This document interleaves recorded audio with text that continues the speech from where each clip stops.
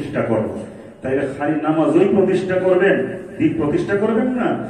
নামাজ প্রতিষ্ঠা করবার জন্য যেই শব্দ ব্যবহার করেছেন আকিমু, দিন প্রতিষ্ঠা করবার জন্য অবশ্যই শব্দটাই বলছেন আকিমু।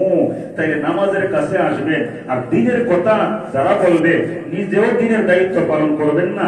যারা দিনই দায়িত্ব পালন করবার চেষ্টা করেন তাদেরকে শত্রু মনে করবেন, তাদেরকে জঙ্গিবাদের দিকে ঠেলে দিবেন, তাদেরকে ঘুমাইতে দিবেন না ঘরের মধ্যে, তাদেরকে তাদের জমি জমা দখল করে ফেলবেন। তারা অপরাধ না করলেও তাদেরকে অপরাধী বানায় দিবেন, তাদেরকে আয়না ঘরে ঢুকাইয়া দিবেন, তাদেরকে হামলা করবেন, তাদেরকে মামলা দিবেন, তাদেরকে বিনা অপরাধে বিনা বিচারে বছরের পর বছর কারাগারের মধ্যে ঢুকাইয়া রাখবেন।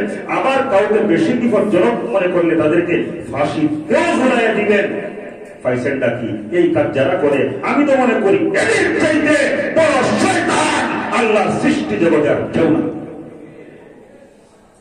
সম্মানিত ভাই, এখন আমি যদি শয়তান চিনাইতে যাই, মানুষের মধ্যে শয়তান কারা, অনেকগুলো পয়েন্ট বলা হবে। এইগুলো বললে তো আর সময় নষ্ট করা যাবে না। এক কথায় যারা আল্লাহর বিধান মানে না, যারা আল্লাহর বিধান মানতে বাধা দেয়, যারা আল্লাহর ক্ষমতা নিজের মধ্যে নিয়ে নেয়, যেই ক্ষমতা আল্লাহ, সেই ক্ষমতার দাবি যে নিজে করে, বুঝতে হবে সেই শয়তান। বুঝছেন না? বাইরে আমার বন্ধুরা, আমার এই শয়তান আমাদের এত শত্রু কেন? শয়তানকে আমাদের বন্ধু না শত্রু? শত্রু। এই কথা আল্লাহ নিজে বলছেন। আল্লাহ রাব্বুল আলামিন বলেন, ইন্নাশ শাইতানা লিল ইনসানি আদুউম মুবিন। আল্লাহ রাব্বুল আলামিন বলেন, হে আমার বান্দা বান্দীরা, শয়তানকে বন্ধু বানায়ো না, সে তোমাদের বন্ধু হতে পারে না। শয়তান হচ্ছে তোমাদের প্রকাশ্য শত্রু। আচ্ছা, আমাদের সমাজের মধ্যে আমাদের কিছু বন্ধু যেমন আছে, শত্রুও তো আছে। বন্ধুর সাথে ওঠা বসা করেন, কোনো সমস্যা নাই, কিন্তু আমরা কি কোনো শত্রুর সাথে ওঠা বসা করি? কেউ যদি শত্রুর সাথে ওঠা বসা করে, তাইলে বুঝতে হইব তার মাথা ঠিক নাই। আর না, কেউ জেনে শুনে তো শত্রুর কাছে যাইতে পারে না। এখন বলেন, আমরা যারা শত্রু মনে করি সে আমার শত্রু নাও হতে পারে। আমার স্বার্থের কারণেও একজনকে শত্রু বানায় দিতে পারি। কারণ তার কাছে গেলে উচিত কথা বলে যে তুমি চুরি করো, এটা ভালো কাজ না, তুমি মদ খাও, এটা ভালো কাজ না। এখন আমি যেটা করি আরেকজন যদি হুট করে করে এটা করিও না, আমরা তারে দুশ্মন মনে করি। ঠিক না ঠিক? কিন্তু কেউ যদি আমাদেরকে ভালো কথা বলে, তাই অবশ্যই তাকে দুশ্মন মনে করা যাবে না। কিন্তু এই সমাজের মধ্যে এমন একটা বেদি আছে, অনেক সময় ভালো মানুষকেও আমরা দুশ্মন মনে করি। যাই হোক, ধরেন একজন প্রকৃতই আপনার শত্রু, কিন্তু এই শত্রুর কাছে পাগল না হলে কোনো মানুষ যাবে না। যেখানে দুনিয়াতে আমরা শত্রুর সাথে উঠা বসা করি না, তার কাছে যাই না, আল্লাহ যারা বলে দিয়েছে অমুক তোমাদের শত্রু দুশ্মন, আমরা কিভাবে সেই শয়তানকে খুশি করে চলি? বুঝতে হবে আমরা মানুষ রূপী, বাস্তবে মানুষ হতে পারি না। মানুষ হওয়া দরকার আছে তো। আল্লাহ তুমি আমাদের তৌফিক দাও। সবাই বলেন আল্লাহুম্মা আমিন। আমিন। একটু আগে কি বললাম? আয়াতুল কুরসির কথা মনে আছে তো? আয়াতুল কুরসির আমল আমরা করব। বাইরে আমার বন্ধুরা, আমার নাসাই শরীফের হাদিসের মধ্যে আসছে, বিশ্বনবী রাহমাতুল লিল আলামিনের সাহাবী হযরত আবু উমামা রাদিয়াল্লাহু তাআলা আনহু বলেন, আন আবি উমামা ক্বাল, খুব মন দিয়ে শুনবেন। আমি যে কথা বলতেছি মনে হইতেছে আমার গলা দিয়ে রক্ত বাইরিতেছে। এখন তো সময়টা প্রতি রাত্রে কথা বলার সময়। হযরত আবু উমামা বলেন, قال رسول الله صلى الله عليه وسلم, বিশ্বনবী রাহমাতুল লিল আলামিন বলেন, মান ক্বারা আয়াতাল কুরসি দুবুরা কুল্লি সালাতিন মাকতুবা। আল্লাহর হাবিব বলেন, দুনিয়ার মানুষেরা যেই ব্যক্তি প্রত্যেক দিন 5 ওয়াক্ত ফরজ নামাজের পরে আয়াতুল কুরসি তেলাওয়াত করবে, লাম ইয়ামনাহু মিন দুখুলিল জান্নাহ ইল্লা আইয়ামুতা, অবশ্যই সে আল্লাহর জান্নাতে প্রবেশ করবে। মৃত্যু ছাড়া কেউ তাকে আল্লাহর জান্নাত থেকে আটকায়া রাখতে পারবে না। কোন আমল? আয়াতুল কুরসি। কখন পড়তে হবে? দৈনিক 5 ওয়াক্ত ফরজ নামাজের পরে আয়াতুল কুরসি পড়তে কয় ঘন্টা লাগে ভাই? মাত্র 2 মিনিট, সর্বোচ্চ 2 মিনিট। এই যে শুনেন, ঘড়ির দিকে তাকান।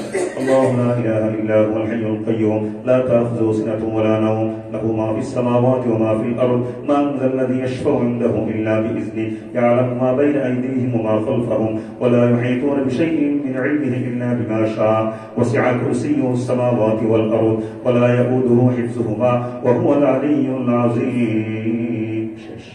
কত মিনিট লাগছে? 2 মিনিটও লাগে না। এই 30 সেকেন্ড। তো এই আমলটা আমরা ইনশাআল্লাহ করব। রাসূল বলেন যেই ব্যক্তি প্রত্যেকদিন ফরজ নামাজের পরে এই আমলটা করবে, মৃত্যু ছাড়া কেউ ওই ব্যক্তিকে আটকায় রাখতে পারবে না আল্লাহর জান্নাত থেকে। কারণ জান্নাত পেতে হলে আগে মরতে হবে, না মরে কি কেউ জান্নাতে যেতে পারবে? মরার আগে দুনিয়াতে কেউ যদি আল্লাহর বিধান মেনে চলে জান্নাতি শান্তি পাবে, কিন্তু জান্নাত পাবে না। জান্নাত পেতে হলে মৃত্যুবরণ করতে হবে, কারণ মরার পরে বিচার, বিচারের পরে জান্নাত বা জাহান্নামের ফয়সালা। বাইরে আমার বন্ধুরা আমার, মসজিদ আল মসজিদু বাইতুল্লাহ, মসজিদ কার ঘর? আরেক বছরে বলেন কার ঘর? এই মসজিদের মধ্যে আমরা বিভিন্ন বই পড়ি না পড়ি না? মসজিদের মধ্যে আল্লাহর কালামের দর্শের ব্যবস্থা করব। কেউ কারো গায়ে নেবেন না আমার কথাটা। আমি যা বলতেছি নিজের থেকে বলতেছি না, আমার নবীর কথা বলতেছি। কিছু ভাইয়েরা আছে বিভিন্ন বই পুস্তক পড়ে, কিন্তু মসজিদের মধ্যে আমরা কোন আমল করবো শোনেন। মুসলিম শরীফের হাদিস, عن أبي هريرة رضي الله تعالى عنه قال قال رسول الله صلى الله عليه وسلم وما اجتمع قوم في بيت من بيوت الله يتلون كتاب الله ويتدارسونه بينهم। হযরত আবু হুরায়রা রাদিয়াল্লাহু তাআলা আনহু বলেন, দুনিয়ার মানুষেরা বিশ্বনবী রাহমাতুল লিল আলামিন বলেছেন, ওয়ামাজতামা কওমুন ফি বাইতিন মিন বুয়ুতিল্লাহ, কোন সম্প্রদায় যদি পৃথিবীর মধ্যে আল্লাহ রাব্বুল আলামিনের যতগুলো ঘর আছে, আল্লাহর ঘর কোনটা? বঙ্গভবন আল্লাহর ঘর না, গণভবন আল্লাহর ঘর না, সংসদ ভবন আল্লাহর ঘর না, মসজিদ আল্লাহর ঘর। দেখেন, আল্লাহ হচ্ছে পুরো বিশ্বভুবনের সৃষ্টিকর্তা। তাহলে আল্লাহর সাথে বড় কেউ? আল্লাহর ঘর যদি মসজিদ হয়, তাহলে এই মসজিদের চাইতেও দামি কোন ঘর পৃথিবীর মধ্যে নাই। দেখেন আল্লাহ আমাদের কত ভালোবাসে। এই ঘরের মধ্যে ঢুকবার জন্য কোন নীতিমালা তৈরি করা হয় নাই। ইমানদার হলে ঢুকতে পারবে। সে কে বড় ইমানদার আর কে ছোট ইমানদার, এটার কোন বাস বিচার নাই। যে আগে আসবে সে আগে বসবে, যে পরে আসবে সে যদি দেশের প্রেসিডেন্ট হয় পিছনে বসবে, এটাই নিয়ম। আমরা তো রাস্তা করে দিই, সাইড দিয়ে দিই, আসেন আসেন স্যার সামনে আসেন। এই জায়গার মধ্যে এইরকম স্বজনপ্রীতির কোন জায়গা নেই, এটা বাইরে যায় করবে। সম্মানিত ভাইয়া, তো সংসদ ভবনের মধ্যে যে কেউ যাইতে পারে না, আল্লাহর ঘরের মধ্যে সবাই আসতে পারে। অথচ এই ঘরের সাইডে দামি কোন ঘর পৃথিবীর মধ্যে নেই। বাইরে আমার বন্ধুরা আমার, আল্লাহর হাবিব বলেন, পৃথিবীর মধ্যে যতগুলো আমার ঘর আছে, আল্লাহর ঘর আছে, আল্লাহর ঘর গুলার মধ্য থেকে ফি বাইতিন মিন বুয়ুতিল্লাহ, যে কোনো একটা ঘরের মধ্যে, যে কোনো একটা মসজিদের মধ্যে যে লোকগুলা যাবে, মসজিদের মধ্যে যায় কোন সম্প্রদায় যদি ইয়াতলুনা কিতাবাল্লাহ, আল্লাহর কিতাব কুরআনুল কারীমের তেলাওয়াত করে। সুবহানাল্লাহ। কোন না কোরআন তেলাওয়াত করতে বলছে নাকি অন্য কোনো বই? সবাই বলেন কোন কিতাব? কোরআন। ইয়াতলুনা কিতাবাল্লাহ, মসজিদের মধ্যে এসে যারা আল্লাহর কিতাব তেলাওয়াত করে, ওয়ায়াতাদারাসুনাহু বাইনাহুম, তেলাওয়াতের মধ্যে সীমাবদ্ধ থাকে না, নিজেও আরেকজনকে শিখায়, অথবা না পারলে আরেকজনের কাছ থেকে শিখে। ওয়ায়াতাদারাসুনাহু বাইনাহুম, আল্লাহর কিতাব কুরআন তেলাওয়াত করে এবং একজন আরেকজনকে কোরআনের দার্স দেয়, কোরআন বুঝায়, কোরআন শিখায়, কোরআনের মধ্যে আল্লাহ কি বলছেন আল্লাহর বিধানগুলো জানায় দেয়। এই আমলটা যারা করবে, ইল্লা নাযালা আলাইহিমুস সাকিন,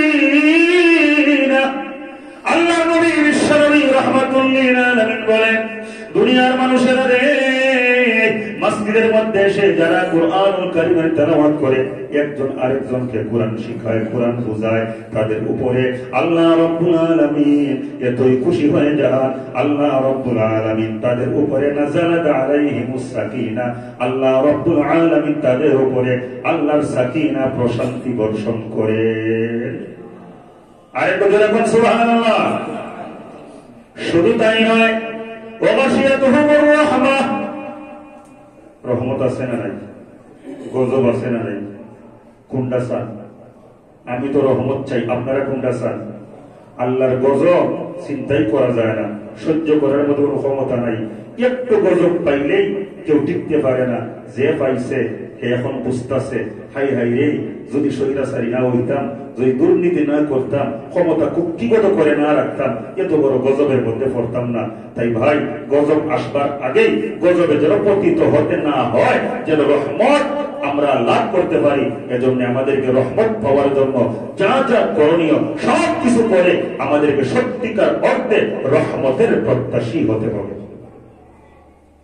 আল্লাহ বলে, যারা মসজিদের মধ্যে কোরআনের আমল করে, একে অন্যকে কোরআন শিখায়, ওয়াশিয়াতুহুমুর রাহমাহ, তাদেরকে আমার রহমত দিয়ে আমি বেষ্টন করে ফেলি। ওয়াহাফাতুহুমুল মালায়েকা, ফেরেশতারা তাদের কাছে আসে, ফেরেশতারাও তাদেরকে নিরাপত্তা দিয়ে দেয়।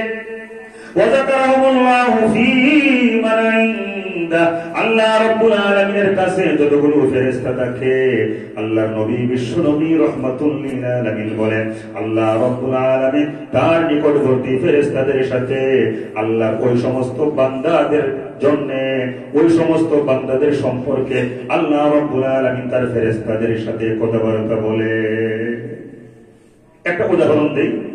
এলাকার এমপি সাহেব, কেউ যদি আইসা কয়, আমি এমপি সাহেবের কাছে গেছিলাম, এমপি সাহেব আপনার কথা জিগাইছিল বা আপনার খুব প্রশংসা করছে, শুনলে কি আমাদের ভালো লাগবে না খারাপ লাগবে?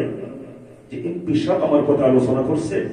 আর রাসূল বলতেছেন, যারা মসজিদের মধ্যে এসে কুরআনুল কারীমের তেলাওয়াত করে, কুরআন একে অন্যরে বোঝায়, শিখায়, আল্লাহ রাব্বুল আলামিন তাদের উপরে খুশি হয়ে প্রশান্তি দেয়, ফেরেশতা দিয়ে তাদেরকে বেষ্টন করে, আল্লাহর রহমত দিয়ে বেষ্টন করে, এবং তাদের ব্যাপারে আল্লাহর কাছাকাছি যে ফেরেশতারা আছে এদের সাথে আলোচনা করে, দেখো আমার বান্দা কি ভালো কাজটা করতেছে, আমার ঘরের মধ্যে নামাজের সময় নামাজ পড়ছে, এখন তো মসজিদে থাকবার দরকার নাই, এখনো মসজিদ থেকে বের হয় না, আমার কুরআনুল কারীম তেলাওয়াত করতেছে, একজন আরেকজনকে শিখাইতেছে, ওরা কত ভালো কাজ করতেছে। ফেরেশতারা তাদের ব্যাপারে তোমাদের মতামত কি?